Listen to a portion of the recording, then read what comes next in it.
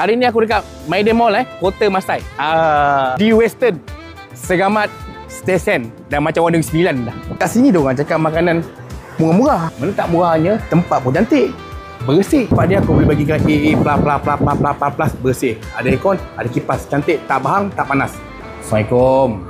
Sebelum aku mulakan kedai di Western Stesen ni, aku nak cakap satu benda lah untuk pakcik-pakcik, makcik-makcik daripada Rumah Biru, tak kisah daripada Rumah Biru ke, daripada TikTok ke, mulut tu jagalah sikit.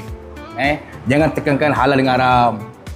Kau ada baca tak, tengok-tengok tak, Ustaz cakap apa, aku tak mau cakap. Tapi tengok sendiri. Okey, jangan ramai cakap takut. Benda bukannya haram, bukannya salah, kan? Perbuatan aku yang salah.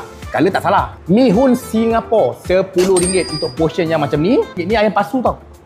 Ayam pasu ni RM18. Ada black pepper dengan sos Thai. Yang ini sos Thai dia. Si goreng seafood RM13.80. Bismillahirrahmanirrahim. So Singapura ni ada tawar sikit. Yang aku cakap ada tawar sikit.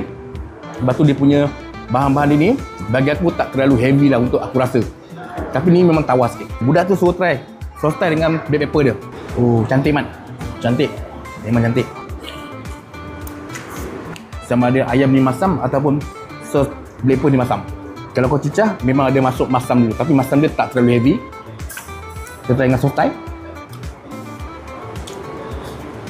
Sos Thai dia manis, pedas. Pedas dia tak terlalu heavy. Ujung-ujung dia ayam pasu lembut. Siapa lebih lembut. Si goreng seafood.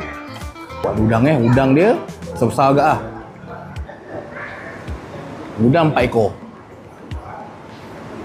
Udang ada 5, banyak. Udang dia banyak. Ada fish kit. Mana sotong dia? Dia cakap ada sotong. Yang aku jumpa fish kit je ni. Fish kit je, fish kit dengan udang. Dia goreng macam nasi goreng biasa. Sedap.